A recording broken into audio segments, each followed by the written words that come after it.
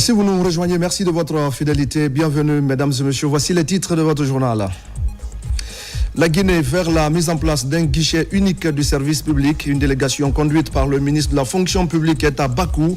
Après la signature d'un protocole d'accord, la mission était en immersion. Une visite au sein d'un service qui fait des exploits dans ce domaine. Et puis modernisation des infrastructures numériques et mobilisation des partenaires. Le ministre de la Communication est désormais sur tous les fronts.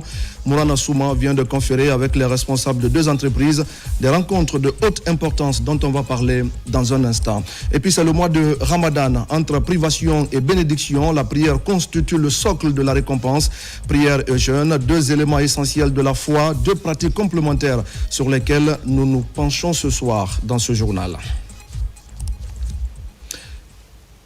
Voilà pour le sommaire. Bonsoir à tous. Tout d'abord, dans la commune de Kaloum, le chef de l'État, le président Mamadi Doumbouya, a une nouvelle fois été au contact des populations ce mardi à travers sa traditionnelle promenade de proximité. À cette occasion, le chef de l'État a effectué une visite surprise à la primature en pleine réunion du conseil interministériel présidé par le Premier ministre Amadou Ouriba. Il en a profité pour donner des orientations stratégiques avant de poursuivre son déplacement. Omar Bari. À Kaloum, le président de la République, son Excellence Mamadi Doumbouya, a une nouvelle fois marqué sa proximité avec les citoyens en effectuant sa traditionnelle promenade dans les rues de la commune. Ce mardi 17 mars 2025, le chef de l'État a fait une visite inopinée à la primature où se tenait une séance du conseil interministériel dirigé par le Premier ministre, chef du gouvernement Amadou Ouriba. À cette occasion, le chef de l'État a donné plusieurs orientations stratégiques au gouvernement avant de poursuivre son déplacement. Le président nous a fait, la courtoisie de nous rendre visite en plein conseil interministériel. C'est un fait rarissime. Nous nous en réjouissons. C'était une occasion pour lui d'indiquer ses instructions au niveau des sujets qui sont brûlants. Vous savez, l'économie réelle de la Guinée aujourd'hui souffre, d'un déficit de circulation des espèces. Et à cet effet, il a donné des instructions pour qu'il y ait, l'impression d'un biais. Ça, c'est un élément. Et en plus, la nécessité absolue, d'ici les 3 mois à 4 mois à venir, qu'on accentue, la modernisation des moyens de paiement. Par exemple, dans certains pays, vous ne pouvez pas vous promener avec des espèces parce que l'essentiel, de l'activité économique se fait à travers les banques, à travers des moyens de paiement électroniques. Et nous aussi, nous devons nous acheminer dans cette direction parce que c'est un élément de modernisation de l'économie et puis aussi de la fluidité, de la circulation monétaire qui a un impact extrêmement important sur, les performances de l'économie nationale. Donc le président a indiqué qu'il faut que nous nous arrimions aux pays qui, dans cette optique, sont des pays de référence. Par exemple, plus de 85% de la masse monétaire n'est pas une masse monétaire sous forme d'espèces. Nous aussi, nous devons aller dans cette direction. Et le gouverneur de la Banque centrale, ainsi que le ministre de l'économie, des finances et du budget, ne manqueront pas, dans les jours à venir, le plus rapidement possible, de faire une communication centrée sur cette question de rareté des espèces dans le circuit économique de notre pays dans la phase actuelle. On résolvera le problème avec l'assentiment et la participation de tous les acteurs économiques. Accompagné du ministre secrétaire général de la présidence, le général Amara Kamara, le président de la République s'est ensuite dirigé à pied vers le marché Niger, en passant par la Banque centrale et le commissariat central de Kaloum. Tout au long de son parcours, il a été chaleureusement accueilli et acclamé par des citoyens enthousiastes.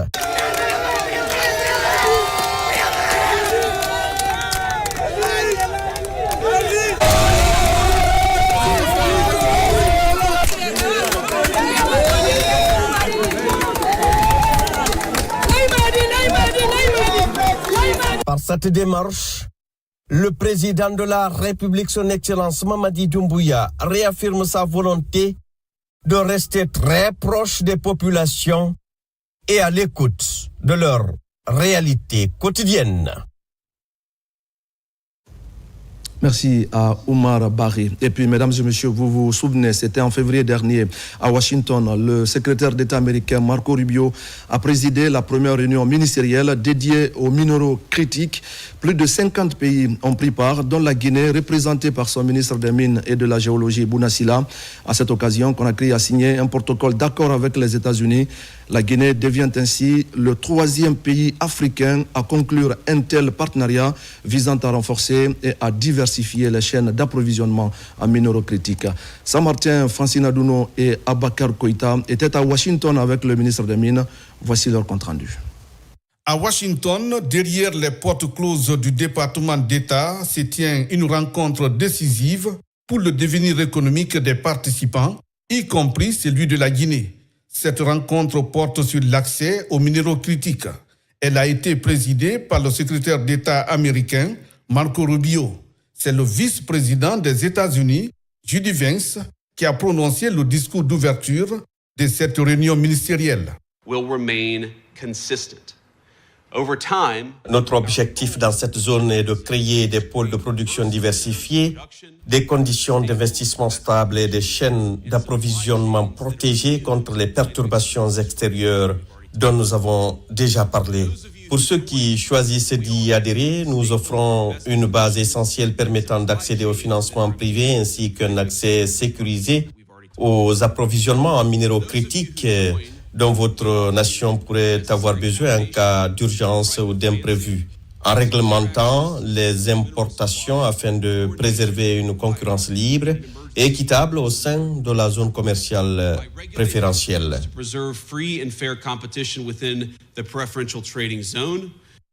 Le secrétaire d'État américain Marco Rubio était également entouré de David Copley, assistant spécial du président des États-Unis pour des affaires d'approvisionnement mondial, ainsi que du sous-secrétaire d'État au Trésor, chargé des affaires économiques, du sous-secrétaire d'État à la guerre, chargé de l'approvisionnement en minéraux critiques.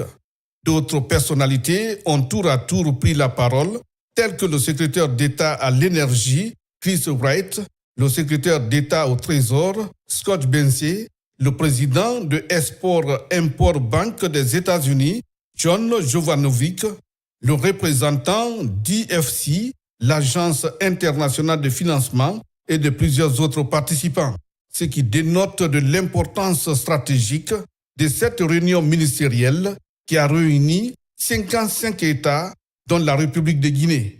Les pays présents à cette réunion représentent environ 40% du PIB mondial.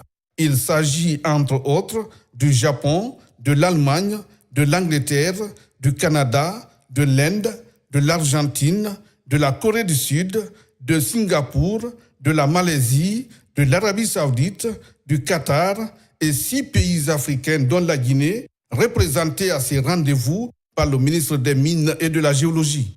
La participation de notre pays à cette importante réunion est une marque de la confiance que le monde entier, notamment les États-Unis d'Amérique, accordent à la politique qui est menée par le président de la République.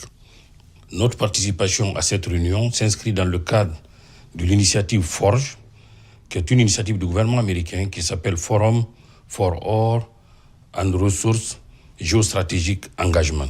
Cela veut dire quoi? C'est comment permettre un meilleur accès du monde aux minéraux critiques. C'est quoi les minéraux critiques? C'est tous les minéraux qui rentrent dans la transition énergétique, qui rentrent dans la haute technologie, mais également dans l'électronique de défense. La Guinée étant un grand pays minier, mais également un pays considéré comme un allié des États-Unis depuis notre indépendance, il ne faut pas oublier que le premier investissement dans le secteur minier guinéen, en 1963, avec la CBG, ça a été un investissement américain. Et c'est dans cette même vision de diversification de l'investissement minier en Guinée que le président de la République, dans le cadre du projet Simandou, vous vous souviendrez, il a exigé que les locomotives soient américaines, que la signalisation soit européenne.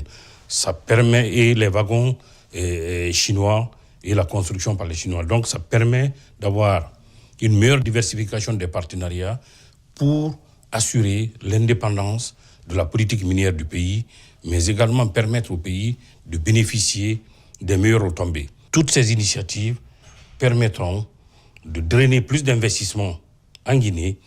Cette initiative américaine s'inscrit dans la volonté de renforcer la coopération internationale autour des chaînes d'approvisionnement en minéraux critiques pour éviter des monopoles, favoriser la transformation sur place et la transparence des prix des minéraux critiques. Pour ce faire, le gouvernement américain a mis d'importants fonds destinés au financement des projets de recherche et d'exploitation des minéraux critiques, compte tenu de la confiance que la Guinée incarne grâce à la politique du président de la République, son Excellence Mamadi Doumbouya. La Guinée compte profiter de cette initiative pour attirer plus d'investissements dans le secteur minier ainsi que d'autres secteurs économiques, ce qui contribuera à la diversification des partenariats et de la production minière qui jusque-là portent sur la bauxite, le fer et l'or. Les minéraux critiques tels que le cobalt, le cuivre, le lithium, les terres rares, le gallium sont nécessaires à l'industrie de la haute technologie, de la défense et de la transition énergétique. Il est donc indispensable, voire crucial, pour notre pays d'attirer davantage d'investissements dans la recherche de ces minéraux critiques pour leur transformation sur place. Ce sommet ministériel sur les minéraux critiques a très bien démarré. Nous comptons 55 partenaires engagés ou en cours d'adhésion. L'objectif est clair, garantir des chaînes d'approvisionnement mondiales fiables en minéraux critiques ainsi qu'en matériaux transformés et finis. Le monde industrialisé a trop longtemps privilégié le design technologique en oubliant que pour concevoir, il faut pouvoir construire. Et pour construire, il faut disposer des matières premières nécessaires. Il est donc impératif de diversifier et sécuriser ces chaînes d'approvisionnement. Les États-Unis ont lancé plusieurs initiatives, à savoir les réformes des permis pour faciliter l'exploitation domestique, la création d'une réserve stratégique de minéraux critiques, ainsi que le lancement de l'initiative internationale FORGE.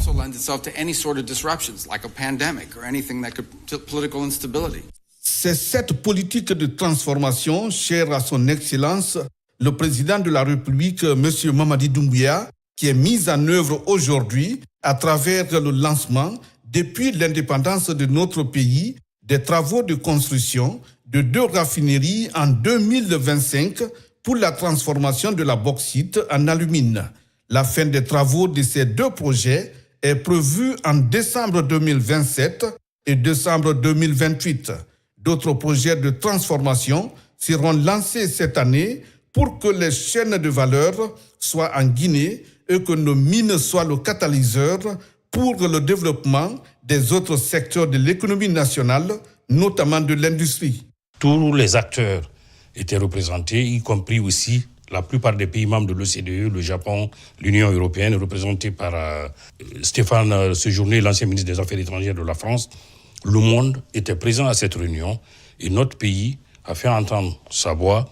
Compte tenu de l'importance stratégique que notre pays occupe sur la scène mondiale, il était extrêmement important d'être présent à cette réunion.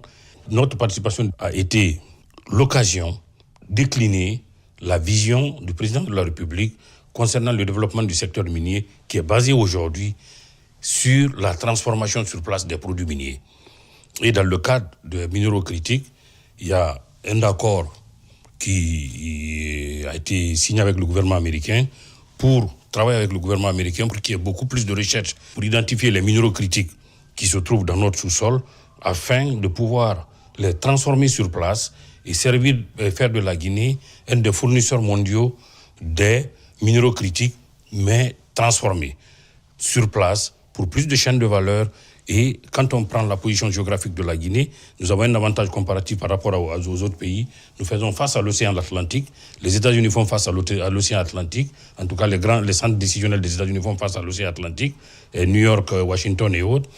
Ça fait que sur le plan logistique, on est bien positionné pour être un des grands fournisseurs des États-Unis d'Amérique, mais également de l'Europe et des autres pays comme le Japon, y compris l'Afrique, parce qu'il faut considérer que l'Afrique, dans la vision du président, c'est de faire de la Guinée un hub industriel qui sera un fournisseur important de matières transformées en produits semi-finis, mais également en produits finis pour accélérer le développement industriel de notre pays, qui est le pilier 1 du programme Simandou 2040. En marge de la réunion ministérielle, la délégation guinéenne a eu des échanges fructueux avec les représentants du gouvernement américain. Sous l'impulsion de son Excellence Mamadi Doumbouya, un partenariat stratégique lie désormais nos deux pays. Will be Guinea. May I invite Minister Muna Sila, Minister of Mines, Your Excellency.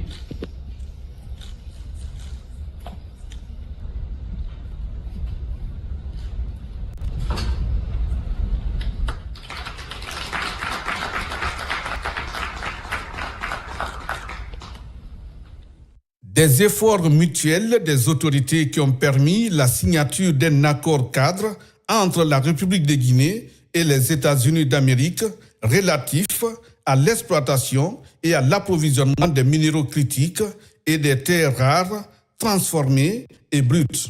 La Guinée, considérée comme un partenaire fiable, à l'instar des pays tels que le Japon, l'Australie, rentre dans le club fermé en devenant ainsi le troisième pays africain à conclure ce type d'accord sur les minéraux critiques avec les États-Unis. Cet accord permettra d'attirer des investissements américains pour une meilleure diversification de l'exploitation et de la transformation minière en Guinée et profiter des chaînes de valeur pour entamer l'industrialisation du pays conformément au programme Simandou 2040.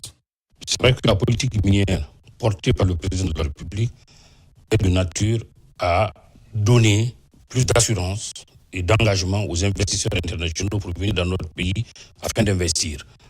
La stabilité du système juridique, la transparence dans la gouvernance, et à travers beaucoup de réformes qui ont été faites, notamment l'assainissement du cadastre, mais également la gouvernance économique globale. Le pays a eu, le 18 septembre 2025, pour la première fois de son histoire, la notation souveraine B+, avec perspective stable. Donc, toutes ces réformes encouragent les investisseurs internationaux, au premier chef desquels des États-Unis d'Amérique, d'amplifier leur investissement dans notre pays, pas seulement dans le secteur minier, dans le secteur de l'énergie, dans le secteur des infrastructures, dans le secteur des transports, mais également dans le partenariat dans l'éducation. Comment faire pour faciliter l'accès des échanges universitaires, mais également faciliter l'accès des élèves guinéens et étudiants dans les meilleures universités américaines pour pouvoir investir dans le développement économique de notre cher pays. Les États-Unis d'Amérique apprécient la collaboration et l'engagement de la Guinée qui partagent les mêmes objectifs de mise en place des chaînes d'approvisionnement des minéraux critiques, sûres et résilientes, avec des prix transparents pour une croissance économique mutuellement bénéfique. Cet événement s'inscrit ainsi dans une dynamique plus large de coopération entre les États-Unis et les pays, surtout producteurs de ressources stratégiques dont la Guinée, invitée parmi les 6 pays africains à participer à cette réunion ministérielle sur les minéraux critiques afin de structurer un nouvel ordre mondial des ressources stratégiques fondé sur des alliances solides, durables et transparentes avec un équilibre des intérêts conformément à la vision de son Excellence, le président de la République, Mamadi Doumbouya. Et c'est cette bonne nouvelle qui va donc nous permettre de parler justement de la 70e session des Nations Unies sur la condition de la femme à New York. Une table ronde a permis d'échanger avec les différents ministres sur les avancées enregistrées dans les domaines liés au respect des droits des femmes. En Guinée, les efforts sont concentrés notamment sur la prise en charge des survivantes des mutilations génitales féminines. Mohamed de Camara est notre envoyé spécial à New York. À ce rendez-vous de New York sur la condition de la femme, des rencontres de haut niveau se multiplient Aux côtés des 193 pays membres de l'ONU, la Guinée, à travers la ministre de la Femme, de la Famille et des Solidarités, annonce des avancées enregistrées en matière du respect des droits des femmes pendant les 5 dernières années. Plusieurs réformes ont été engagées afin d'harmoniser notre cadre législatif avec les instruments internationaux relatifs aux droits humains. Ces efforts se traduisent notamment par la révision du Code civil, l'adoption du Code de procédure pénale, le renforcement du Code de l'enfant et la mise en œuvre de la 3e génération de la politique nationale genre. Parallèlement, la Guinée a mis en place des guichets uniques de prise en charge des survivants de violences basées sur le genre, offrant un accompagnement juridique, médical et psychosocial afin de rapprocher les services de justice des victimes et de faciliter leur accès aux mécanismes de protection. En Guinée, les femmes représentent 51,8% de la population, selon le dernier recensement officiel de la population de l'habitat. Un chiffre qui interpelle les autorités à plus de responsabilités collectives afin de garantir le respect des droits des femmes. Convaincus que les progrès en matière d'égalité reposent à la fois sur les engagements nationaux solides et sur une coopération internationale renforcée. C'est pourquoi la République de Guinée demeure pleinement engagée dans la mise en œuvre de l'agenda 2030 pour le développement durable, notamment l'ODD 16 relative à l'accès à la justice pour tous. Garantir l'accès à la justice pour les femmes et les filles, c'est désormais le cheval de bataille des autorités. L'ambition consiste à favoriser le plein épanouissement de la gente féminine guinéenne dans les différents domaines de la vie sociale, économique et politique. Avant de poursuivre ce journal, mesdames et messieurs, dans quelques instants, vous suivrez une communication de porte-parole du ministère de la Défense nationale sur les grandes conclusions du sommet tripartite par rapport aux différents frontaliers. C'est donc à suivre tout à l'heure. En attendant, l'idée de création du guichet unique pour les services publics de Guinée prend davantage forme à Bakou après la signature d'un protocole d'accord. La délégation conduite par le ministre Faya François Bruno de la modernisation de l'administration et de la fonction publique a visité quelques centres agents de service, plus d'une vingtaine de services rendus aux citoyens avec plus de 40 000 dossiers traités par jour. Des détails avec Mamadi Terna Kamisoko, notre envoyé spécial. Un guichet unique multifonction offrant plus de 400 types de services publics aux citoyens. C'est la prouesse réalisée par Assan Service. Véritable innovation made in Azerbaïdjan, ce modèle s'exporte aujourd'hui à un rythme accéléré. Le pays compte déjà 28 centres opérationnels traitant quotidiennement plus de 4000 dossiers. État civil, visa, pièces d'identité, passeport, documents administratifs, une multitude de prestations accessibles en un temps réduit dans un même espace. Après 2 jours d'immersion dans quelques centres de la capitale Bakou, le ministre de la modernisation de l'administration et de la fonction publique, Faya François Bruno, est impressionné par ce modèle révolutionnaire qui transforme en profondeur la prestation des services publics. Ce qui nous marque, c'est qu'effectivement, la configuration du système, du mécanisme répond parfaitement à nos attentes et à la vision du chef de l'État, le président de la République, Mamadi Doumbouya, pour la digitalisation complète des services publics en Guinée afin de rapprocher le service public du citoyen guinéen.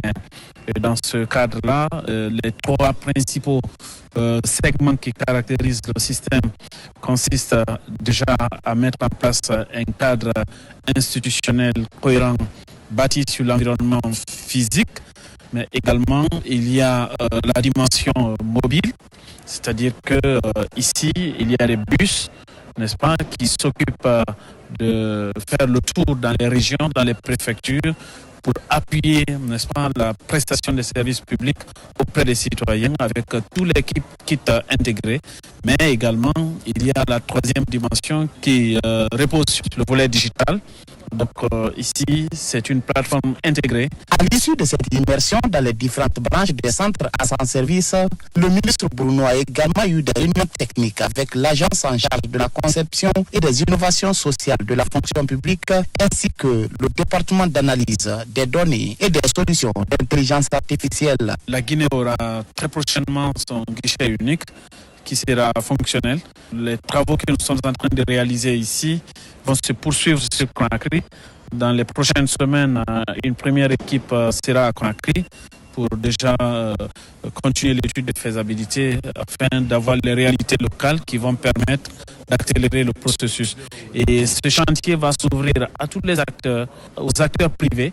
Il va permettre aussi de valoriser les compétences locales, donc des jeunes Guinéens, développeurs, informaticiens, data scientists et d'autres profils seront intégrés dans ce projet de guichet unique en Guinée afin d'intégrer des solutions pertinentes adaptées aux besoins du service public.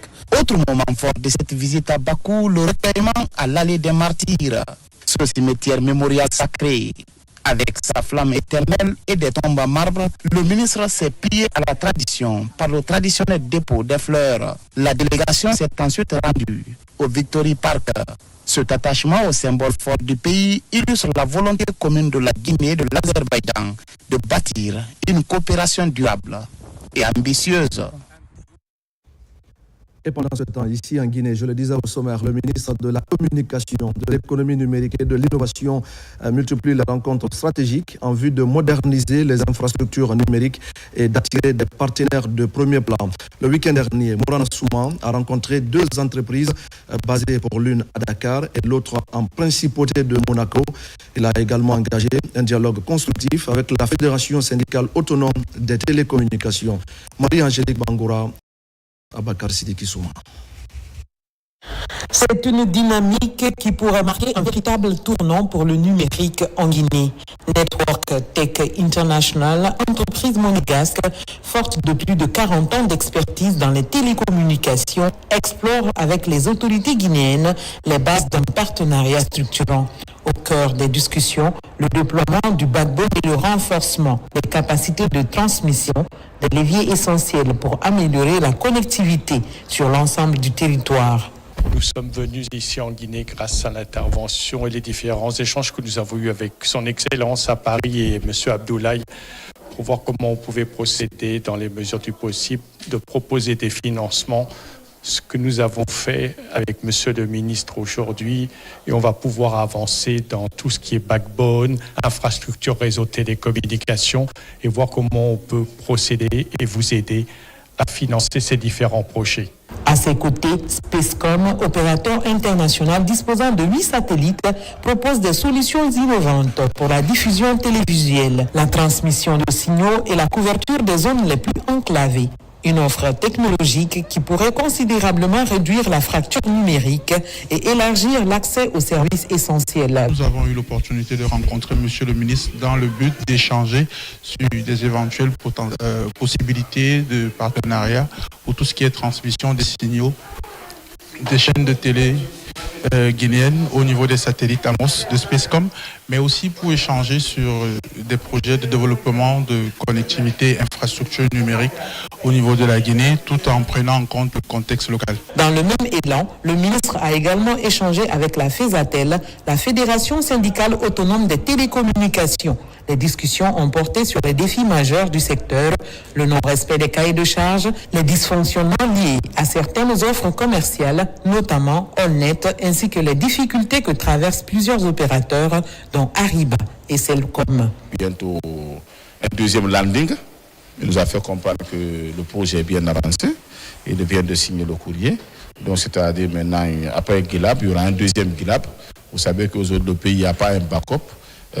Quand ce Guilab qui a équipé a un problème, ça veut dire que la Guinée était connectée en international. Donc ça va constituer un frein. Maintenant, dès lors qu'il a signé un document dans ce sens pour pouvoir renforcer un deuxième Guilab, vraiment, nous ne pouvons que vraiment le féliciter. Et par rapport à cela, nous savons compter sur lui pour faire une ouverture totale pour que tout le monde puisse avoir accès à la fibre optique. En parallèle, des projets structurants prennent forme, notamment l'atterrissage prochain d'un second câble sous-marin. Des infrastructures d'envergure qui annoncent une transformation profonde du paysage numérique guinéen. Dans l'actualité encore, l'inspecteur général des forces armées et son adjoint sont officiellement installés dans leurs fonctions. Une cérémonie empreinte de solennité s'est déroulée au ministère de la Défense nationale en présence de hautes autorités militaires et de plusieurs cadres civils. Cet acte officiel marque une étape clé dans la dynamique de restructuration des forces de défense et de sécurité. On fait le point avec adjudant-chef Oumar Kamara, correspondant de la presse militaire. Voici le nouveau visage du commandement de l'inspection générale des forces armées guinéennes. Le général de brigade Sena Camara, jusque-là inspecteur général adjoint des forces armées, prend les rênes de cette importante structure de commandement militaire. Il est secondé dans cette fonction par le général de brigade Boubacar Bari, ancien commandant du bataillon d'infanterie de Koundara. Une cérémonie d'installation empreinte de solennité est présidée par le directeur de cabinet du ministère de la Défense nationale, en présence de la haute hiérarchie militaire, de proches collaborateurs ainsi que des membres de leur famille. Officiers, sous-officiers et militaires du rang, au nom de Monsieur le Président de la République, chef de l'État, chef suprême des armées, et en vertu des pouvoirs qui me sont conférés, vous reconnaîtrez désormais comme inspecteur général des forces armées guinéennes le général de brigade Sena Camara et comme inspecteur général adjoint le général de brigade Boubacar Bari.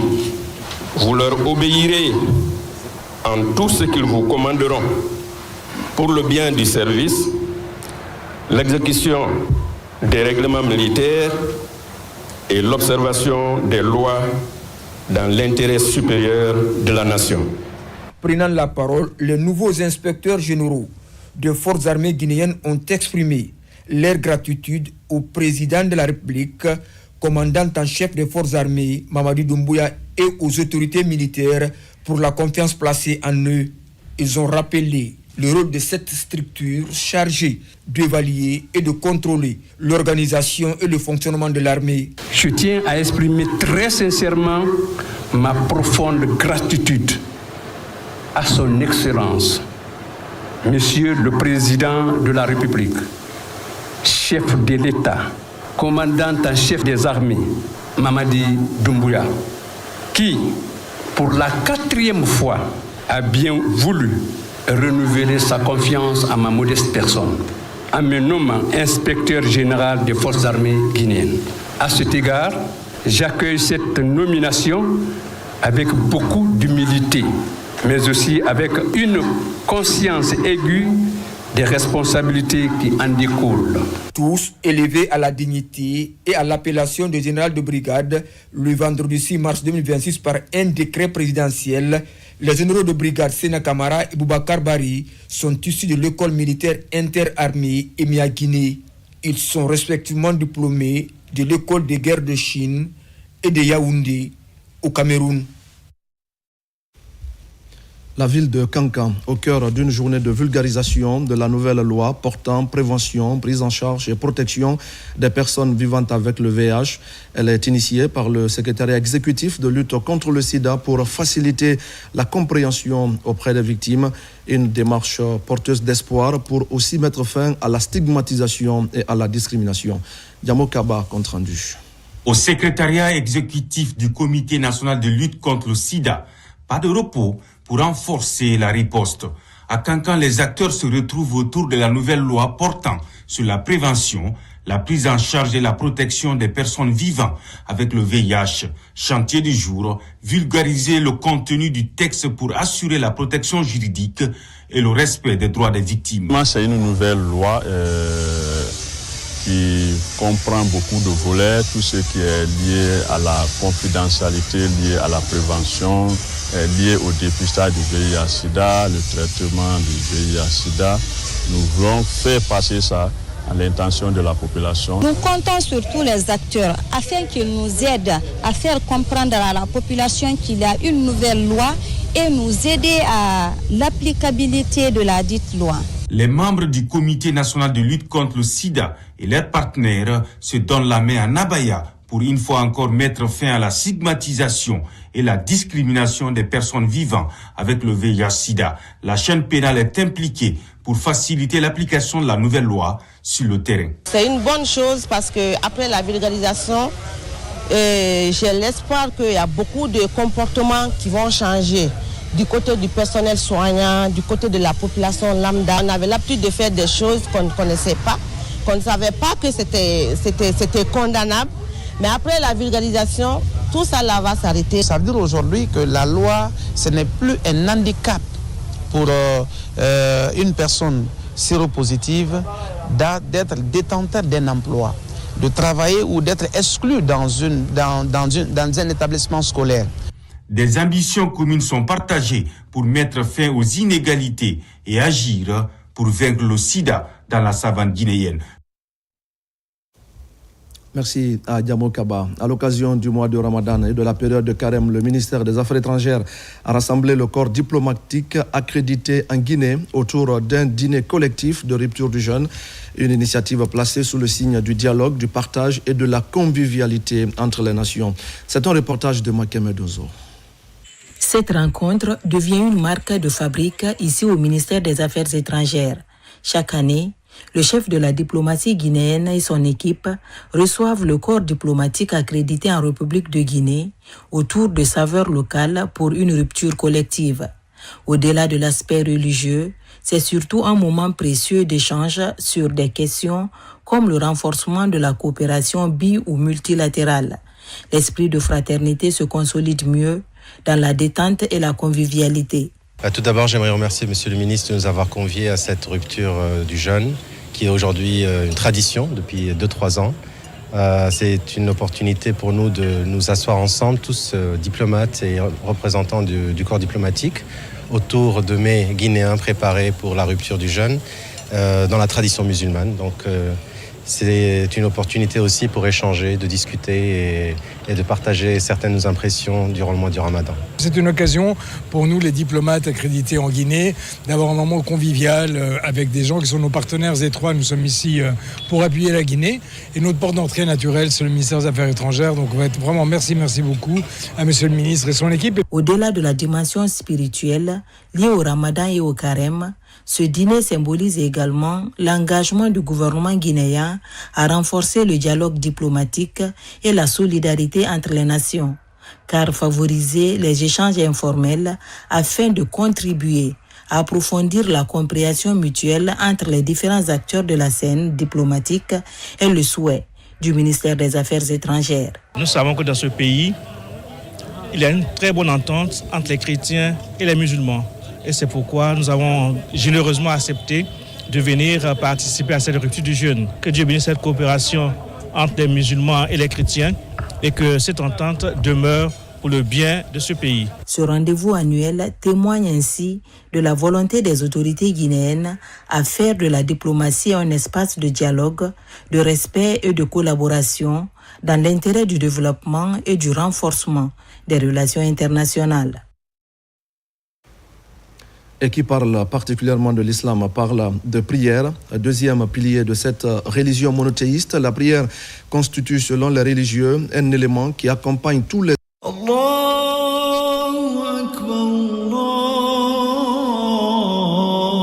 Dieu. Ce rappel spirituel marque le début de la prière, pilier des piliers de l'islam. Ceci étant, l'islam dit que le poids de cette prière dans la récompense du jeûne occupe une place centrale. L'islam ne peut pas aller sans la prière. La prière accompagne le jeûne. La prière accompagne le monde.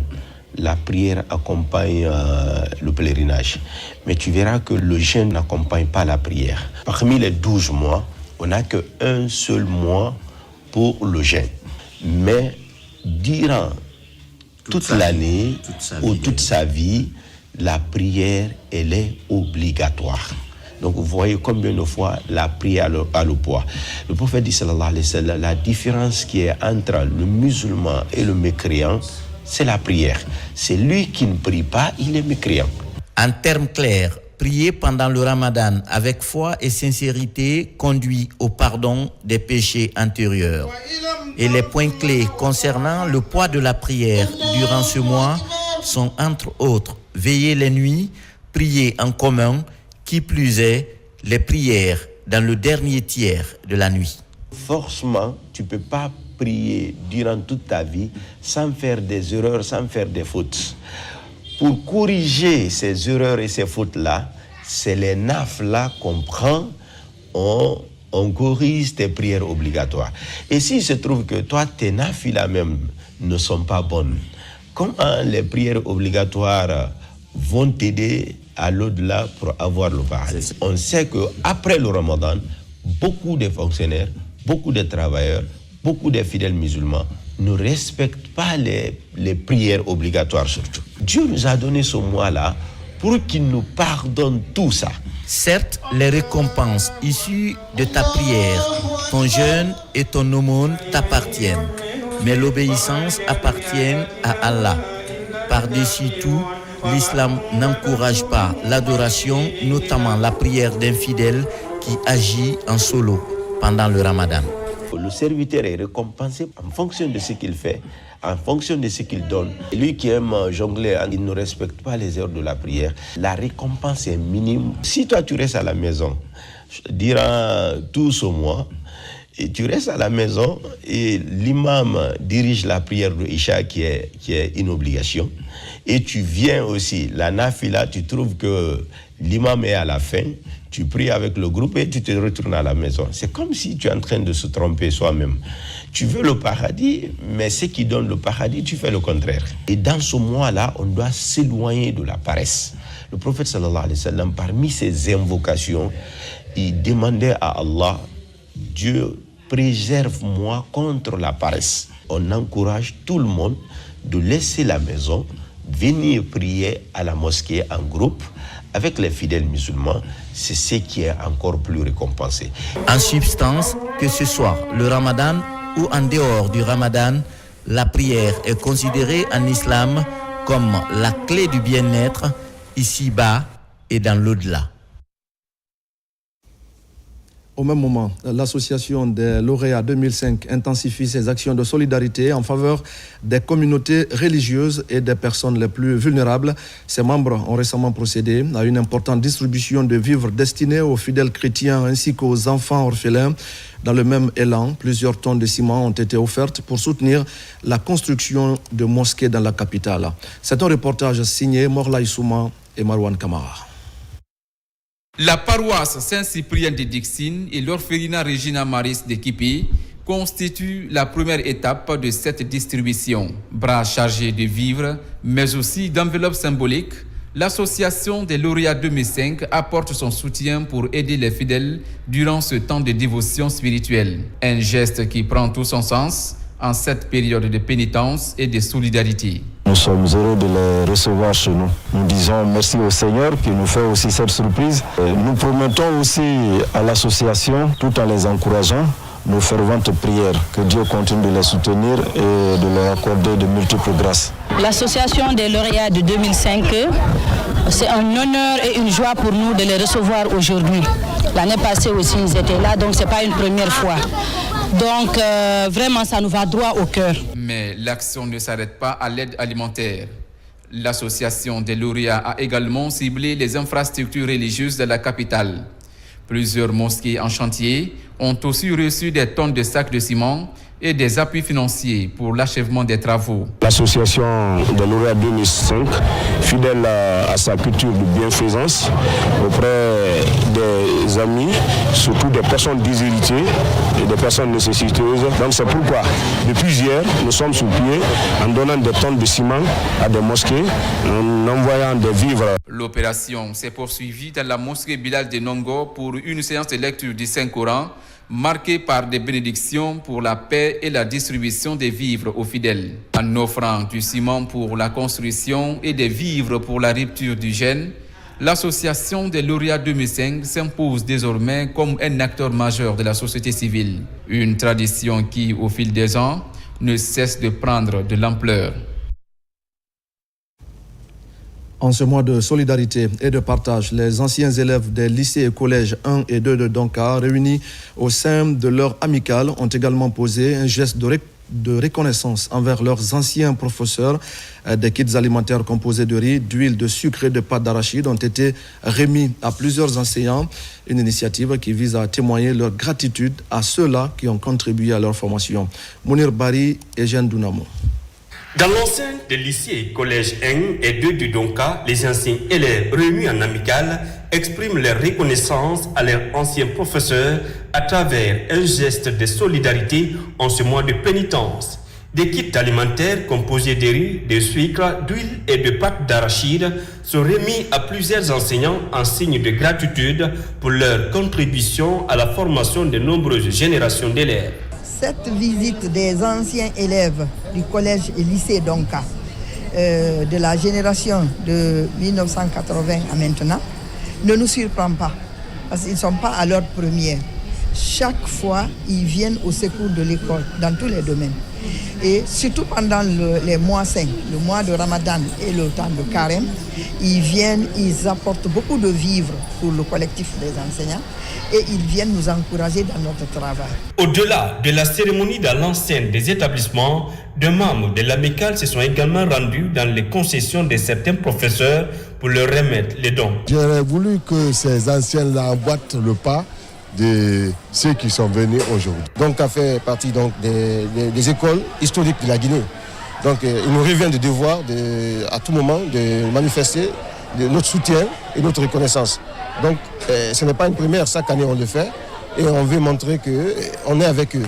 À travers ces gestes, l'amicale des anciens élèves des lycées et collèges 1 et 2 de Donka entend perpétuer les valeurs de reconnaissance, de solidarité et de respect envers ceux qui ont contribué à leur éducation. Il s'agit du deuxième geste de solidarité de l'amicale qui entend pérenniser l'initiative. Dans les préfectures de Zérékoré et Beila, la solidarité s'exprime également avec force en cette période de ferveur à l'occasion du carême chrétien et du mois sacré de Ramadan. Un important lot de vivres a été remis aux autorités religieuses et coutumières. Une initiative de certains ministres pour renforcer la cohésion sociale et le vivre ensemble entre les communautés. Mohamed Salihou Paya. En pleine période de jeûne et de recueillement, les autorités religieuses et coutumières des préfectures de Beila et Zérékoré ont reçu ces denrées en présence des autorités régionales et préfectorales ainsi que des forces de défense et de sécurité. Des produits de première nécessité destinés à accompagner les fidèles chrétiens et musulmans dans l'accomplissement de leurs obligations religieuses. Je remercie les donateurs. Nos enfants, nous avons compris que quoi qu'il en soit, c'est la source. Et puisqu'ils ont pensé à la source, nous allons toujours les bénir. Pour qu'ils soient, partout où ils sont, qu'ils soient en bonne santé. Si les fils ont pensé à leur arrière, on ne peut que les remercier et les en féliciter et les encourager de continuer. Dieu va les aider et la bénédiction qui sera faite va les accompagner jusqu'à là où ils veulent partir. Par ce geste, les donateurs entendent promouvoir des valeurs essentielles, fraternité, paix et solidarité interreligieuse. Je remercie les cadres et les ministres de la région forestière, aujourd'hui qui se sont mis à la disposition de la population forestière, qui sont en train d'aider la population de la forêt sur tous les plans. À chaque fois que nous avons besoin d'eux, ils sont auprès des citoyens. Remercions très sincèrement les heureux donateurs pour cet acte hautement symbolique, puisque nous savons tous que c'est pendant ce mois que nous pouvons nous rapprocher un peu plus de notre Créateur Dieu et aussi accéder à un maximum de bénédictions. Ce geste des ministres de la région forestière intervient dans un contexte où la cohésion sociale demeure un enjeu majeur. Un signal fort, celui d'une Guinée unie, rassemblée au-delà des différences. Et voilà, mesdames et messieurs, je l'annonçais tout à l'heure dans ce journal. Nous recevons sur ce plateau M. Ansoumane Toumani Kamara. Monsieur Kamara, bonsoir à vous. Bonsoir Aïba Massoui. Merci d'avoir accepté notre invitation. Vous êtes le directeur de la DIRPA. La DIRPA, c'est la Direction de l'information et des relations publiques des armées. Vous êtes également le porte-parole du ministère de la Défense nationale. Nous allons donc parler de ce conflit frontalier. Première question, M. Kamara. Est-ce que tout d'abord, peut-on parler d'une crise aux frontières de la Guinée? Bien, merci de nous avoir reçus sur ce plateau de la télévision nationale. Il faut être précis là-dessus. Il n'y a pas de crise entre la Guinée et ses voisins. Il s'agit de simples incidents localisé entre des citoyens qui, depuis des siècles, vivent ensemble, partagent l'histoire, partagent la géographie et la culture. Donc, on ne parlera pas de crise profonde parce qu'il n'y a pas eu d'affrontement et l'État est resté maître de la situation jusqu'à date. Donc, ne parlons pas de crise entre les États, il s'agissait seulement de simples incidents entre des populations voisines. Alors, concrètement, quels sont les événements qui ont conduit à cette tension? Bien, il faut se rappeler qu'il y a eu tout d'abord le cas de Koudaya. Koudaya, c'est dans la sous-préfecture de Sandénia, préfecture de Farana, où des soldats léonais sont rentrés sur le territoire guinéen sans autorisation et cela a créé des incidents vite maîtrisés puisque les 16 soldats léonais plutôt qui étaient venus sur le territoire ont été mis à la disposition des autorités militaires de la Guinée et ils sont venus à Conakry. Les négociations ont commencé et ces soldats ont été remis aux autorités léonaises. Le deuxième cas, c'est au niveau de la frontière avec le Libéria, précisément à Kisséné, et c'est sur l'autre rive du fleuve Makona. À cet endroit aussi, ce sont là des situations qui ont dégénéré, pas dégénéré en affrontement, mais il y a eu des incompréhensions où des populations libériennes réclamaient une portion de cette partie comme étant le territoire libérien. Et c'est ce qui a fallu prévalu à ces différentes situations qu'on a connues. Et finalement, nous avons vu que l'État a pris toutes les dispositions nécessaires. Le déploiement était déjà sur place puisque tout au long des frontières, il faut le préciser, que tout au long de nos frontières aujourd'hui, la sécurité, elle est là. Et les services de défense et de sécurité sont permanemment déployés pour vraiment la sauvegarde de notre intégrité territoriale, mais aussi la libre circulation de la population et de ses biens. Ouais. Voilà. Alors, c'est dans ce contexte que le chef de l'État, le président Mamadi Doumbouya, a convoqué un sommet de l'Union du fleuve Mano. Pourquoi ce sommet? Et pourquoi le président de la République a convoqué le sommet tripartite et sous la supervision ou sous l'observation de la Côte d'Ivoire? Vous savez que l'Union du fleuve Mano regroupe les 4 pays, le Libéria, la Sierra Leone et la Guinée et la Côte d'Ivoire. Et ces derniers temps, le président de la République, il faut préciser que la Guinée assure en ce moment la présidence tournante de l'Union du fleuve Mano. Et c'est ce qui a fait que le président, en tant que panafricaniste, a jugé utile de convoquer ce sommet et qui finalement a eu lieu à Conakry. Pourquoi il l'a fait? Premièrement, c'est en respectant les principes des Nations Unies. Vous n'êtes pas sans savoir que l'article 33 de la Charte des Nations Unies impose à tous les États du monde de régler les différends frontaliers, pas des négociations, pas des accords diplomatiques ou autres négociations. Donc cela a orienté le président de la République et de convoquer cette rencontre entre le président Madabio de la Sierra Leone et le président Bokai libérien et le président Mamadi Doumbouya. Aussi, le président a pris du recul. La sagesse l'a guidé et finalement, il a dit, venez, nous allons parler en famille. Et c'est ce qui a prévalu. Ils sont venus, les problèmes ont été discutés en profondeur.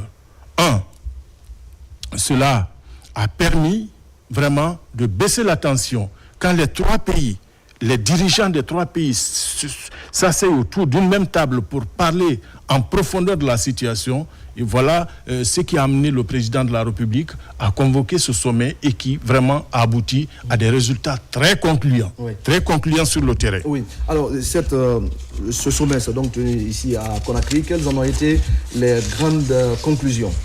Bien, les grandes conclusions sur le plan social ou sur le terrain, ça a permis de calmer le jeu. Quand les chefs d'État sont venus, ils se sont parlé, de part et d'autre, que ce soit au niveau des frontières entre le Libéria et la Guinée ou entre la Sierra Leone et la Guinée, cela a permis de baisser la tension et de permettre à la population de dire oui, nous devons écouter nos chefs. Les populations ont écouté les conclusions, mais le plus important, c'était de discuter les problèmes qui divisaient. Vous n'êtes pas sans savoir que entre la Guinée et la Sierra Leone, ce n'est pas un problème qui date d'aujourd'hui. Ça ne date pas d'aujourd'hui, mais il y a des accords qui existent, des conventions qui existent entre la Sierra Leone et la Guinée. Et cette situation historique a été mise sur la table. Les trois présidents ont discuté en profondeur. Et le plus important, c'est autour du Libéria. Quand vous prenez le fleuve Makona, avec les accords de 1907, cette partie, le fleuve, appartient sans équivoque à la République de Guinée. L'une des conclusions ou l'un des résultats du sommet, les chefs d'État qui sont venus, le président libérien, le président sierra-léonais, tous ont reconnu que ce fleuve appartient à la Guinée. Ils l'ont reconnu. Ils l'ont reconnu et cela a permis vraiment, sur la carte, les populations peuvent voir c'est quoi la position. Et deuxièmement, il y a également un autre accord entre la Sierra Leone et la Guinée. Cet accord, il y a eu ce qu'on appelle le processus de bornage entre la Guinée et la Sierra Leone. C'est depuis 1882. Depuis 1882, le processus a commencé. Et à l'époque, nous étions sous la colonisation. Donc, c'était entre l'Angleterre et la France. Le bornage a commencé en 1882 pour se terminer en 1912. Et cela donne des délimitations entre les deux pays. Donc, en conclusion, qu'est-ce qui s'est passé?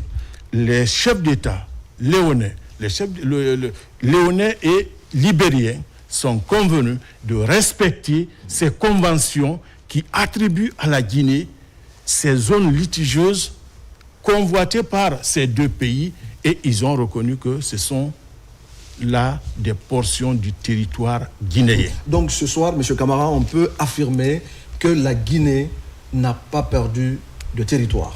Il faut se rassurer, il faut le dire ici haut et fort, que avec ces incidents déroulés sur le territoire guinéen, aucune portion du territoire guinéen n'a été ni occupée, ni cédée à quelque pays que ce soit. Il faut être clair. Et aujourd'hui, juste pendant la session du sommet tripartite entre la Guinée, la Sierra Leone et le Libéria, les chefs d'État ont reconnu ce fait et c'est validé déjà depuis des années, des siècles. Et ce qui reste clair, nous restons sur nos positions. Les territoires où il y avait des problèmes, des incidents, relèvent de l'autorité compétente de la République de Guinée. Oui. Alors, M. Camara, dernière question. Il y a quelques heures, on a suivi ce communiqué de l'état-major général des armées, communiqué qui a donc précisé un retrait progressif du dispositif de défense. Pourquoi cette mesure? Et pourquoi cette mesure? Il faut préciser que la Guinée a toujours été ce pays qui a donné des leçons aux autres pays africains.